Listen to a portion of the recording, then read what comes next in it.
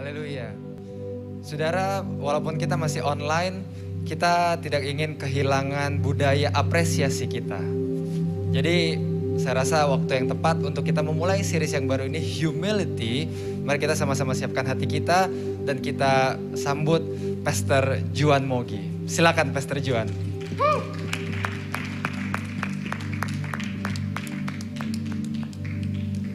Salam sejahtera Bapak Ibu Saudara yang dikasih oleh Tuhan, Jemaat Grow Center yang luar biasa. Senang sekali bisa berjumpa dengan jemaat walaupun secara online. Tapi saya percaya kuasa Tuhan tidak dibatasi oleh jarak, tempat, dan waktu. Terima kasih untuk Pastor Andy dan Lia Cokro yang memberikan saya kesempatan untuk menyampaikan firman Tuhan pada hari ini. Berapa banyak saudara yang siap untuk belajar firman Tuhan? Yang siap belajar firman Tuhan, bolehkah katakan amin? Dan mari sambut firman Tuhan dengan tepuk tangan yang paling meriah dimanapun Bapak Ibu Saudara berada pada hari ini. Dan saya ingin menyampaikan firman Tuhan dengan sebuah tema, yaitu hati hamba. Bicara mengenai hati hamba pasti nggak jauh dari melayani. Ada banyak orang yang kurang suka dengan kata melayani. Tapi sebetulnya setiap hari kita ingin dilayani. Kita pergi ke bank, kita pergi ke restoran, kita pergi ke gereja, kemana saja. Bahkan di rumah kita ingin dilayani dengan baik. Bayangkan kalau semua orang ingin dilayani dengan baik, tapi nggak semua orang ingin melayani. Dan ini hal yang sangat baik, karena kalau kita belajar ini akan membawa kita jadi serupa dengan Yesus. Nah, ada orang-orang yang bicara tentang pelayanan, tapi hatinya nggak punya hati untuk melayani, bahkan tangannya nggak bergerak untuk melayani. Nah, integritas bicara mengenai kesatuan. Jadi apa yang ada di hati, yang ada di mulut, yang ada di pikiran, yang ada di tindakan adalah sama. Dan hari ini kita mau belajar dari seseorang yang melayani dengan luar biasa. Bahkan dia katakan, aku datang untuk melayani dan bukan untuk dilayani. Namanya Yesus Tuhan. Mari kita buka dalam Lukas pasal 4. Ada beberapa ayat yang akan kita baca mulai dari ayat yang ke-5 sampai ayat yang ke-8. Lukas 4 ayat 5 sampai 8. Kemudian ia membawa Yesus ke suatu tempat yang tinggi. Dan dalam sekejap mata ia memperlihatkan kepadanya semua kerajaan dunia. Ini iblis waktu dia mencoba Yesus. Jadi kata ia itu adalah iblis. Ayat ke-6 kata iblis kepadanya, segala kuasa itu serta kemuliaannya akan kuberikan kepadamu. Sebab semuanya itu telah diserahkan kepadaku. Dan aku memberikannya kepada siapa saja yang ku kehendaki. Ayat 7. Jadi jikalau engkau menyembah aku, seluruhnya itu akan menjadi milikmu. Ayat 8. Tetapi Yesus berkata kepadanya, ada tertulis, engkau harus menyembah Tuhan Allahmu, dan hanya kepada Dia sajalah engkau berbakti. Yang jadi ayat kunci kita di ayat yang ke-8. Tetapi Yesus berkata kepadanya, ada tertulis, engkau harus menyembah Tuhan Allahmu dan hanya kepada Dia sajalah engkau berbakti. Sebelum saya membahas kata berbakti atau ayat 8 ini, kalau kita lihat bagaimana dalam hidup itu kita punya dua pilihan. Kalau kita mengikut iblis, mengikut setan, Alkitab katakan setan membawa ke tempat yang tinggi. Dia menawarkan tempat yang tinggi, yang nyaman, yang enak, yang ada prestise. Dan dalam sekejap mata, prosesnya cepat. Jadi orang senang banget bisa naik tinggi dalam sekejap mata. Dan memperlihatkan kepadanya semua kerajaan dunia. Dan di atas sana dalam waktu yang singkat kita bisa menikmati semua yang ditawarkan oleh dunia. Tapi dengar baik-baik, iblis adalah bapa pembohong. Iblis bilang begini, segala kuasa itu serta kemuliaannya akan kuberikan kepadamu, sebab semuanya itu telah diserahkan kepadaku. Yang benar adalah Matius 28 ayat 18, 19, 20. Yesus berkata, segala kuasa di surga dan di bumi telah diberikan kepadaku. Jadi apa yang setan coba tawarkan sebetulnya adalah kebohongan. Dan kalau itu nyata, akhirnya tidak membawa kepada kekekalan. Tapi lihat, kalau kita mengikuti Yesus, yang dia tawarkan sederhana sekali. Ayat 8 dia bilang, tetapi Yesus berkata kepadanya, ada tertulis, engkau harus menyembah Tuhan Allahmu dan hanya kepada Dia sajalah engkau berbakti. Yesus cuma bilang sederhana dalam kehidupan seperti gini. Dia cuma bilang, ayo ikut Tuhan sungguh-sungguh, sembah Tuhan dan layani Tuhan. Nah, saya akan membahas hati hamba atau kehambaan dari satu kata, yaitu berbakti. Nah, ternyata berbakti itu punya arti melayani. Kalau kita baca bahasa Inggris dari ayat ini jelas sekali pakai kata serve. Nah, bicara melayani Tuhan itu ya kita benar melayani Tuhan. Tapi aplikasinya sebetulnya dimanapun Tuhan taruh kita, di keluarga, di pekerjaan, di marketplace, di sekolah, di kampus, di mana saja, di gereja lokal, kita perlu berbakti. Jadi kalau kita mau memiliki hati hamba, ya tentu kalau kita menjadi seorang hamba, melayani, kita akan menjadi seorang yang rendah hati. Ada 4 hal yang kita bisa belajar dari kata berbakti. Jadi kalau ini kita renungkan, kita hidupi, kita lakukan, itu akan menolong kita menjadi seorang hamba yang memiliki humility, kerendahan hati, dimanapun Tuhan taruh kita.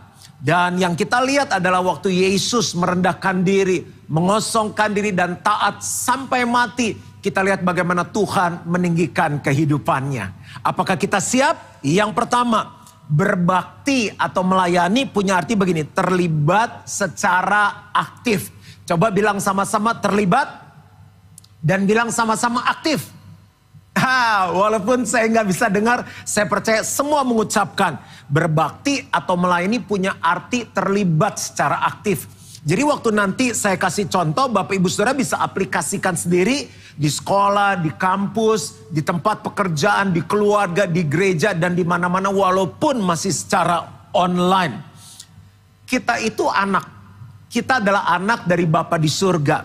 Nah, kalau yang mengikuti kebaktian ini mungkin sudah berkeluarga dan punya anak, bisa ngerti banget apa yang saya maksudkan ini. Saya pernah tanya sama beberapa orang, kalian tuh kalau punya anak harapannya apa sih? Wah, jawabannya beda-beda. Taat, oke. Jadi anak baik, terus jadi anak yang takut akan Tuhan, anak yang nanti sukses, anak yang saling sayang adik dan kakak, anak yang hormat sama orang tua, banyak banget jawabannya. Tapi setelah saya simpulkan semuanya sebetulnya menjadi satu kata, yaitu berbakti. Berbakti. Nah, jadi salah satu dari berbakti adalah terlibat secara aktif. Saya punya seorang putri namanya Carissa.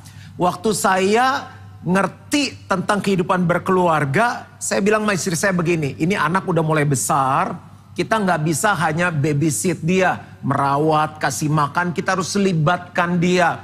Contohnya, dia pengen punya anjing. Kan yang rawat semua mbaknya. Sekarang kita bilang ini, kamu harus belajar, bersihin. Kalau Ciko itu pup atau apa, belajar mandiin dia, belajar bersihin dia. Jadi punya tanggung jawab, nggak semuanya, Daddy, Mami, Mbak, Sus. Lalu kalau makan, selesai, bawa piring ke tempat cucian, belajar lap meja, belajar cuci piring. Sekarang lagi dilatih sama maminya, belajar masak, ikut bantu walaupun cuma motong-motong bahan-bahan. Lalu nyalain kompor, itu takut, takut nyalain kompor. Jadi jangan takut, Ica aman nyalain kompor, belajar goreng telur. Saya pernah foto sekali dia lagi goreng telur, terus bikin masak nasi goreng. Nah, mendingan sekarang dia, takut, nggak mau. Tapi kita latih. Karena kalau nggak nanti punya suami repot. Apa-apa nggak bisa. Bersihin rumah nggak bisa, masak nggak bisa. Dan saya tuh punya hati gini, supaya dia nggak jadi anak yang manja. Karena akhirnya nggak bagus. Jadi dia harus terlibat secara aktif. Nah, coba sekarang bayangkan kita anak dari Bapa di surga. Nah, kita sebagai anak Bapa kita di surga itu rindu kita terlibat secara aktif. Jadi bicara melayani, bicara hati hamba, bicara terlibat secara aktif, ya benar-benar harus terlibat. Contohnya apa? Sederhana, dalam rumah.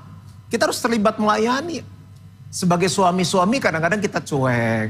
Ini kok bahas kerendahan hati begini? Ini memang begini.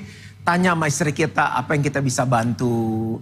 Istri kita lihat suaminya Misalnya lagi agak capek, murung, mungkin karena juga pandemi yang panjang, pengaruh ke pekerjaan, tanya sayang apa kabar? Apa yang aku bisa bantu? Ada yang kamu pengen sharing gak? Apa yang aku bisa doakan?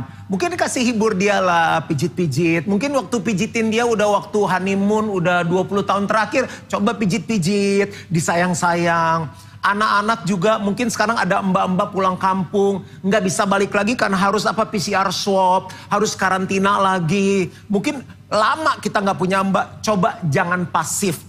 Belajar untuk melayani. Dedi, mami, papa, mama, apa yang aku bisa bantu. Nah, ini membentuk sebuah budaya melayani. Dan otomatis lewat proses kerendahan hati itu terbentuk. Di gereja misalnya. Sekarang kan lagi online. Tapi waktu misalnya onsite kan ada jemaat-jemaat yang cuma datang, duduk, diam, dengar firman, ngasih duit. Dah. Pokoknya kasih pujian penyembahan yang bagus. Pokoknya hadirat Tuhan berasa banget. Aku nangis, minimal aku merinding. Terus khotbah yang bagus, yang semangat, yang lucu, yang mengena, yang tajam, yang dalam, yang dikupas. Pokoknya wow. Nah, gimana mau punya hati hamba? Gimana mau punya kerendahan hati? Jadi kita harus apa? Terlibat secara aktif. Itu arti berbakti atau melayani. Nah, kalau sekarang secara online gimana? Sederhana. Banyak yang kita bisa buat.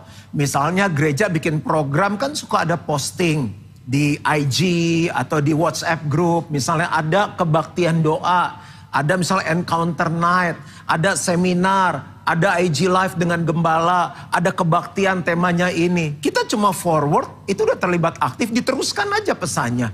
Kita posting di IG story, nanti kita dipikir pendeta, ntar kita dipikir suci. Di saat-saat seperti ini banyak orang memerlukan Yesus. Mereka perlu kesembuhan, mereka perlu jalan keluar, mereka perlu pintu yang dibukakan. Bahkan ada orang yang mau mati belum kenal Yesus. Mereka perlu yang namanya keselamatan. Mau punya hati hamba, mau punya humility, mau punya kerendahan hati, belajar melayani, terlibat secara aktif. Pendetanya lagi khotbah walaupun online, posting. Ya kan, jadi yang lain yang udah malas online ikut semangat, dia masih ikut kebaktian. Ya kan, kita sebarkan, kan kabar baik, nggak salah. Itu yang pertama, terlibat secara aktif. Saya belajar dimanapun saya berada, saya ngerti saya hamba. Di kantor saya hamba Tuhan, di rumah saya hamba Tuhan, di gereja walaupun saya gembala, saya hamba Tuhan, di organisasi saya hamba Tuhan, di hobi yang sekarang saya banyak jalankan, itu semuanya adalah tempat di mana saya harus melayani. Dan saya melihat ada jiwa-jiwa yang diselamatkan dan diberkati. Yang kedua, apa sih artinya berbakti? Berbakti artinya gini, perbuatan yang menyatakan setia. Setia. Setia tuh punya 3, yaitu tunduk, taat, dan hormat. Setia itu punya 3 arti, yaitu tunduk, taat, dan hormat. Apa sih bedanya? Semua pakai T. Tunduk itu artinya sikap hati. Jadi waktu kita menerima sesuatu, mendengar sesuatu, kita belajar punya sikap hati yang setia. Lalu taat itu perbuatannya. Hormat itu caranya. Karena ada orang yang gini, dia lakukan tapi hatinya tuh grundel. Grundel tuh apa ya? Duh, kenapa gue sih? Kenapa harus begini sih? Kenapa nggak begitu? Repot amat, rese amat, rempong amat. Jadi gini, tunduk tuh sikap hati, taat itu perbuatannya, tapi caranya juga penting. Bapak Ibu Saudara, seringkali kita dengar firman Tuhan. Di hati kita, aduh bukan gue banget deh, udah gak usah deh. Nah itu sebetulnya menunjukkan kerendahan hati kita sebagai hamba. Maukah kita berkata, yes Lord, iya Tuhan, siap Tuhan. Walaupun sulit, walaupun gak enak, walaupun berat, aku mau untuk melakukannya. Dan sebetulnya ujian kita taat sama Tuhan itu adalah saat kita taat sama pemimpin-pemimpin yang Tuhan taruh dalam hidup kita. Kan ada 3 badan yang Tuhan dirikan, lembaga, pernikahan. Ada suami, ada apalagi papa, orang tua sebagai kepala keluarga.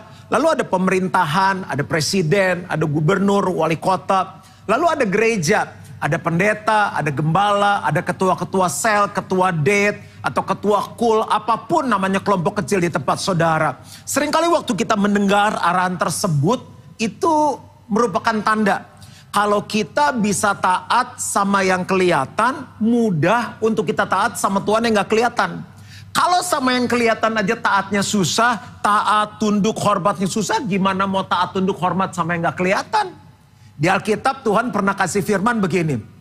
Ada seorang, dia suruh anak yang pertama, coba kamu pergi ke kebun anggur hari ini. Anaknya bilang gitu, siap, tapi dia gak pergi. Siap, tapi gak pergi. Ayo, siapa yang suka seperti itu? Siap, yes, kita dukung pastor, pokoknya oke. Tapi gak dilakukan. Akhirnya dia panggil anak yang kedua. Anak yang kedua, kamu coba pergi hari ini ke kebun anggur. Anak yang kedua itu ngeluh, ya nggak enak lah sikapnya. Masa gini sih, aku sih gini. Tapi dia pergi juga. Ayo, mendingan anak pertama atau anak kedua? Bilang iya tapi nggak pergi, atau marah-marah, nggak terima, tapi akhirnya pergi juga. Menurut saya dua-duanya nggak ada yang mending. Yang Tuhan mau adalah apa? Berbakti adalah gini, tunduk, taat, hormat. Sikap hatinya benar, perbuatannya benar, dan caranya juga benar.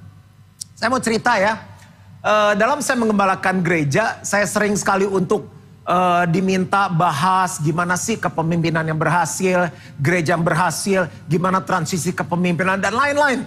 Sampai tahun ini di tengah pandemi juga saya diminta bahas hal-hal seperti ini. Saya bilang sederhana, saya belajar menjadi anak yang baik kepada papa saya. Kebetulan papa saya papa rohani dan papa jasmani saya. Tunduk, taat, hormat. Kita pernah ngalami satu titik, jemaat youth-nya lebih banyak dari kebaktian umum. Bayangin pernah ada gak youth jam 7:30 pagi, 6:30 pagi di Sudirman orang udah ngantri penuh pack. Itu orang naik satu mobil kapasitas 5 orang diisi 11 orang, 12 orang. Kayak ikan pepes, ikan peda. Mereka mau ke youth ngantri. Itu masa yang luar biasa. Karena kan saya orangnya suka kreatif. Saya bikin acara, saya bikin program, lain-lain. Musik kita bikin all out. Ya khotbahnya juga kita bikin yang relevan. Tapi papa saya bilang begini.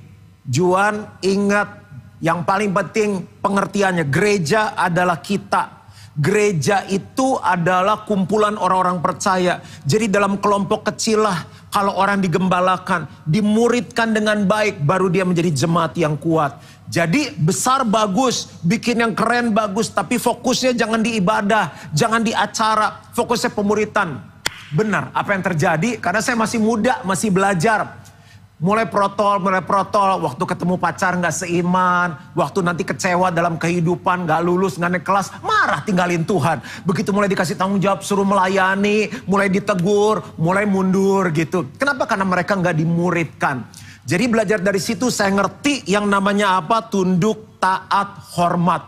Papa rohani saya berjalan lebih dulu. Dia lihat apa yang ada di depan. Kalaupun misalnya saya nggak setuju dengan dia, saya coba diskusi. Kok begitu ya Pak? Misalnya kalau begini gimana? Kalau dia bilang coba jalankan ini dulu. Saya bilang siap. Yes. Nah waktu saya tunduk, taat dan hormat. Itu yang menuntun saya menerima pengurapan dari dia, menerima hikmat dari dia, menerima kepercayaan dari dia. Dan sekarang saya ada sebagaimana saya ada karena saya mempraktekkan nilai humility. Tunduk, taat, hormat. Walaupun saya sekolah teologi master, saya punya teman-teman yang luar biasa. Tapi saya ingat siapa yang cover kehidupan saya. Yang ketiga, berbakti. Kalau mau punya hati hamba harus berbakti. Punya arti berprestasi sebaik-baiknya. Apa artinya prestasi? Hasil dari usaha yang dilakukan seseorang.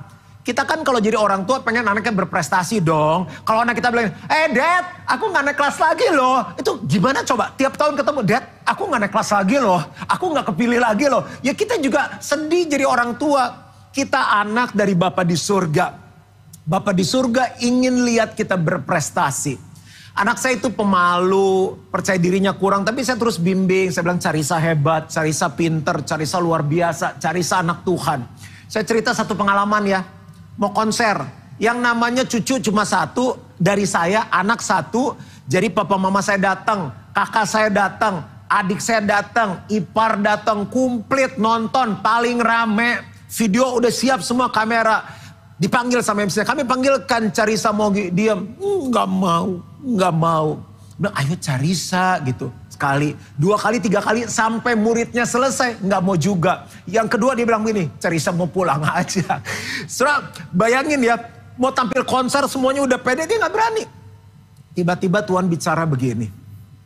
Sebetulnya kamu lihat semua anak-anak yang nyanyi. nyanyinya fales, main musiknya berantakan. Tapi lihat orang tuanya itu udah heboh sendiri. Wow, yeah, itu video udah kayak itu anak pemain profesional David Foster kayak siapa.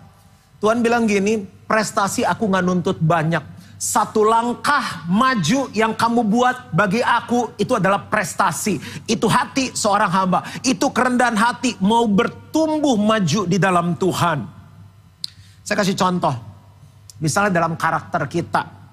Buah karakter itu prestasi. Tetapi buah roh ialah kasih, sukacita, damai sejahtera, kesabaran, kemurahan, kebaikan, kesetiaan, kelemah lembutan, penguasaan diri. Tidak ada hukum yang menentang hal-hal itu. Ayo selama kita ikut Tuhan, kan mau jadi hamba kan? Ya berarti hamba Tuhan kan? Sudahkah kita membuat prestasi? Setelah aku ikut Tuhan, sekarang aku lebih sabar. Aku gak pelit, murah hati. Mungkin gak pelitnya dikit kali ya. Tapi surga tuh semua udah berdiri dan tepuk tangan. Wow, yes, ceklak, ceklak, ceklak, ceklak. Mereka menghargai kemajuan dari anak-anaknya. Dulu gak setia, sekarang setia. Dulu gak lemah lembut, kasar, berontak, sekarang lemah lembut. Dulu gak punya penguasaan diri, dol terus, bablas terus. Sekarang punya penguasaan diri. Enggak, ini saya gak perlu beli, ini gak boleh. Ini bukan wanita yang adalah istri saya gak boleh lihat. Saya gak boleh berpikir lebih jauh lagi. Saya sudah punya istri di rumah. Saya mau marah tapi saya tahan. Marah gak ada gunanya, buat orang terluka, buat saya berdosa. Ya udah, dia gak baik, terima aja, bersyukur sama. Loh, itu penguasaan dirinya naik.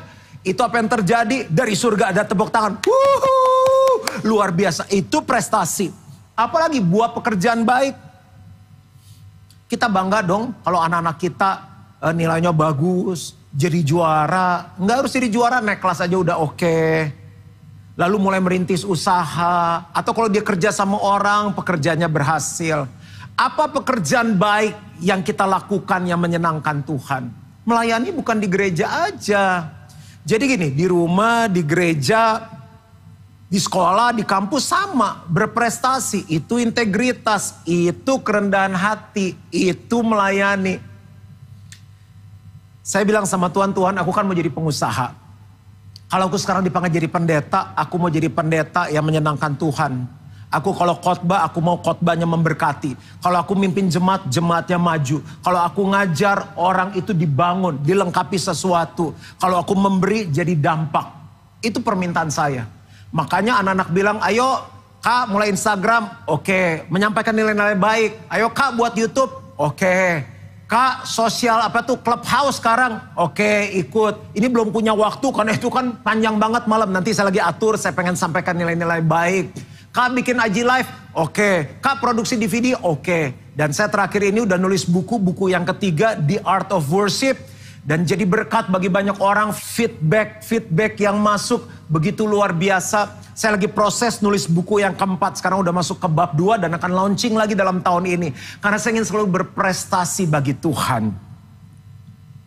Buah pertobatan. Yang dulu dalam dosa dari -7 sekarang ke 0. Dari 0 ke 2, ke 3, ke 4. Buah jiwa-jiwa. Kalau dulu ke gereja sendiri, sekarang bawa jiwa. Tapi sekarang kan online pastor. Kami online tapi kami bawa jiwa-jiwa untuk Tuhan. Dan Tuhan yang sama akan memakai Bapak Ibu Saudara. Dan yang terakhir yang keempat. Berbakti punya arti memberikan sesuatu. Seorang hamba dalam seorang yang memberikan sesuatu untuk seseorang yang dia layani. Walaupun secara online kita nggak boleh menuntut. Aduh udah kangen nih kebaktian onsite, sama di semua gereja seperti itu. Di Gilgal juga begitu. Tapi saya tetap tanamkan nilai-nilai. Kita itu berbakti, kita nggak menerima. Puji-pujinya harus bagus, aku harus diberkati, aku harus berasa. Khotbahnya rasanya beda kalau live. Enggak. Saya bilang kalau kita puji-pujian, kita memberi pujian untuk Tuhan. Yang harusnya rasa senang Tuhan. Mau online, mau offline, mau onsite. Yang harus berasa Tuhan. Kalau kita dengar firman Tuhan, kita berikan hati kita. Hati yang taat, hati yang mau melakukan firman. Jadi coba kita rubah mindsetnya. Melayani adalah memberi. Memberi hidup kita. Memberikan pujian, memberikan penyembahan, memberikan hati yang taat, hati yang mau diajar, memberikan keuangan kita, bahkan sampai doa berkat. Karena YouTube kan sekarang online bisa dimajuin, dimundurin. Tunggu sampai selesai. Kita perlu terima doa berkat. Dan yang terakhir, bawa jiwa-jiwa untuk Tuhan kita. Saya dalam hobi saya sepeda, ada orang-orang yang belum kenal Tuhan. Dalam hobi saya Vespa, ada orang-orang yang belum kenal Tuhan. Tapi di situ saya bilang gini, di dalam dunia sepeda, dalam dunia Vespa, aku adalah hamba Tuhan. Aku mau melayani mereka. Dan ada orang-orang yang mulai dijamah, ada orang yang mulai tanya-tanya, ada orang yang mulai ikut IG Live, ada orang yang mulai ikut kebaktian online. Saya melihat kalau kita punya humility, dimanapun kita ada, kita mau melayani, kita bisa membawa sesuatu kepada Tuhan. Saya selesai. Untuk memiliki hati hamba, kita harus belajar berbakti. Ada 4 arti berbakti. Yang pertama, terlibat secara aktif. Yang kedua, perbuatan yang menyatakan setia, tunduk, taat, hormat. Yang ketiga, berprestasi sebaik-baiknya. Nggak apa-apa, nggak harus yang wah, yang wow. Nggak harus satu langkah, satu kemajuan. Tapi itu membuat Bapa kita di surga bangga. Dan dia memberikan aplaus. Wow, well done, very good. Dan yang terakhir adalah selalu memberikan sesuatu. Bukan menuntut, bukan minta, tapi memberi sesuatu. Itu adalah hati hamba. Tuhan memberkati, mari kita berdoa. Ya Bapa, aku sudah menyampaikan apa yang menjadi isi hatimu. Supaya kami semua memiliki hati hamba. Dan hati hamba akan terbentuk, bukan instan, bukan kilat seperti yang dijanjikan oleh iblis. Ke sebuah tempat yang enak, penuh dengan kebohongan-kebohongan karena dia adalah bapa pembohong. Tapi kami mau ikut Yesus, dia nggak janjikan banyak hal. Yesus cuma bilang gini, ada tertulis kamu harus menyembah kepada Tuhan Allahmu. Kami mau jadi penyembahmu ya Bapa. Dan firman Tuhan bilang begini, hanya kepada engkau sajalah, hanya kepada aku sajalah kamu harus berbakti. Bapa, kami semua yang mengikuti kebaktian online, termasuk hambamu yang menyampaikan firman. Kami ingin berbakti. Kami ingin punya hati hamba. Karena hanya dengan cara itu kami memiliki humility, kerendahan hati. Kami tahu, kami mau jadi serupa dengan Yesus. Tolong kami untuk kami bisa melakukan 4 hal ini. Dan biar engkau disenangkan. Tuhan, aku berdoa berkati pemimpin jemaat, semua pengerja, aktivis, semua jemaat yang ada diberkati, dilindungi, dijagai oleh Tuhan. Aku minta ini di dalam satu nama, yaitu nama Tuhan Yesus Kristus. Dan kita semua yang percaya sama-sama katakan, Amin. Tuhan Yesus memberkati.